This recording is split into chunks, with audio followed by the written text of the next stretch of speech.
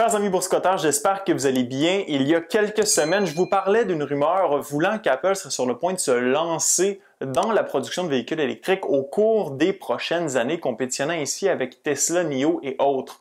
Eh bien, cette rumeur n'en est plus vraiment une. Apple serait sur le point de signer une entente de partenariat avec Hyundai Kia pour la production du Apple Car qui débuterait dès 2024. Alors aujourd'hui, je vais vous parler des derniers développements sur le sujet et en deuxième partie, j'aborderai plus en détail l'impact financier que la production du Apple Car pourrait avoir sur l'entreprise et sur l'action d'Apple. D'abord, je vous invite fortement à aller voir la vidéo que j'ai réalisée précédemment sur le sujet afin que vous soyez bien au fait du dossier. Les rumeurs concernant la production d'une voiture Apple courent depuis plusieurs années. Longtemps, Apple a tergiversé entre l'idée de développer une voiture électrique autonome complète, à l'instar de Tesla, ou de se concentrer sur la conception de logiciels entourant la conduite autonome qu'Apple pourrait ensuite vendre aux constructeurs automobiles. Un peu à l'image d'Apple CarPlay, qui est un système d'infodivertissement développé par Apple, mais vendu comme service aux constructeurs automobiles. Or, on comprend maintenant que la décision est plus cristallisée que jamais au sein de la haute direction de l'entreprise. Apple lancera sa propre voiture électrique. Toutefois, Apple reste fidèle à elle-même, c'est-à-dire que l'entreprise n'entreprendra pas le développement et la production du véhicule à l'interne. Suivant les principes qui ont fait son succès, Apple sous-traitera la construction du véhicule, mais conservera sous son égide le développement du design et des composantes technologiques importantes tels que le système de conduite autonome et les batteries, fort probablement. C'est d'ailleurs ce qu'Apple fait pour la production de ses iPhones. Ceux-ci sont développés et désignés en Californie, mais la production se fait en Chine par le géant manufacturier Foxconn, alors que l'approvisionnement des pièces nécessaires à son assemblage dépend de centaines de fournisseurs disséminés un peu partout dans le monde. Pour Apple, il est essentiel d'être en charge de la sculpture des courbes de la voiture, de son cerveau technologique, mais aussi de tous les services qui seront offerts à travers cette nouvelle plateforme technologique. Cette façon de faire les choses demande donc à l'entreprise technologique de dénicher un producteur automobile ouvert à devenir qu'un sous-traitant pour la marque à la pomme et Hyundai Kia serait prêt à remplir ce rôle selon les dernières nouvelles rapportées par CNBC.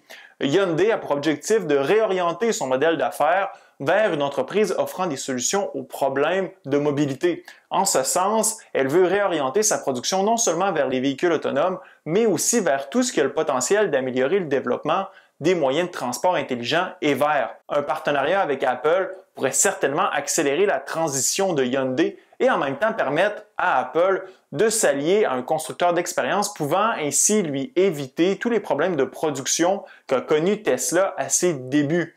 Hyundai a par ailleurs déjà une expérience établie en ce qui a trait à la construction de véhicules 100% électriques du fait que quelques modèles sont déjà en vente sur le marché tels que le Kona ou le Ioniq. L'entreprise lancera aussi sur le marché son premier véhicule à hydrogène nommé Nexo prochainement.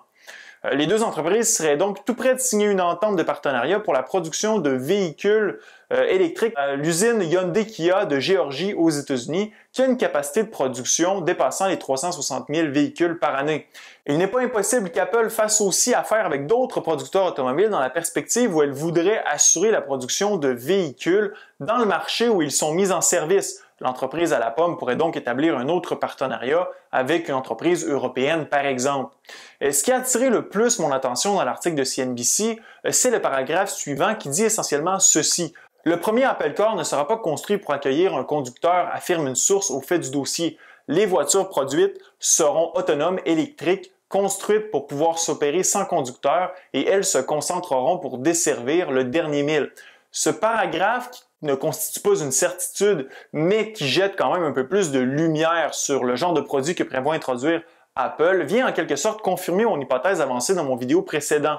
La longue expérience de développement qu'a acquis Apple avec le projet Titan sera mise à profit et l'entreprise vise la production d'un véhicule 100% autonome. Alors au lieu de se lancer dans la vente de véhicules destinés directement aux consommateurs comme le fait Tesla, Apple se tournerait davantage vers une nouvelle offre de services de transport à travers un réseau de robots taxis.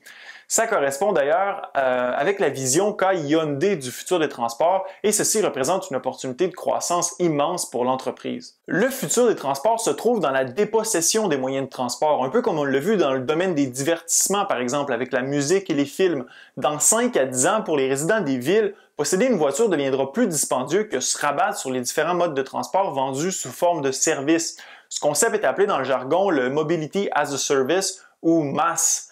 Et il représente l'intégration dans ses formes diverses de tous les types de transports à travers un même portail technologique.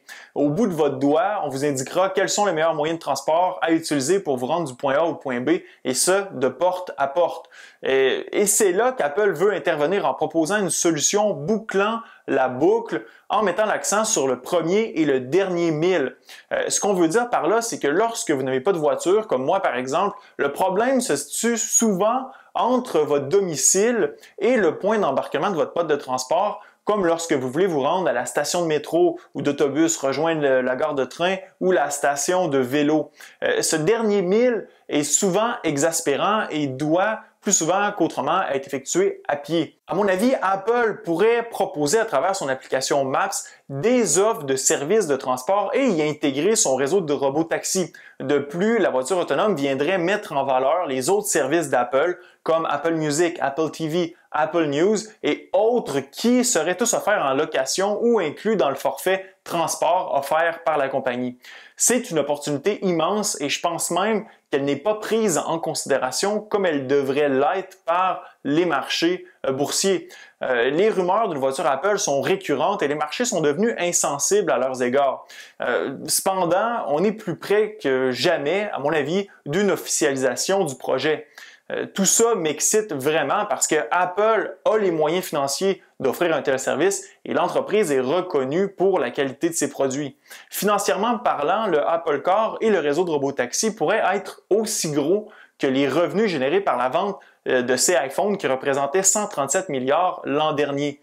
Le marché total de la Mobility as a Service pour 2030 est estimé à autour de 9 trillions de dollars, soit 9 000 milliards. Celui des véhicules électriques en 2027 autour de 800 milliards. Si Apple parvient à capturer, disons, 2% du MaaS en introduisant ces véhicules autonomes sur le marché, ça représente des revenus additionnels de 180 milliards. Ces revenus ne seraient pas nécessairement tirés de la vente de véhicules, mais de l'exploitation d'un réseau de véhicules autonomes dont l'objectif serait d'interconnecter tous les autres types de transports.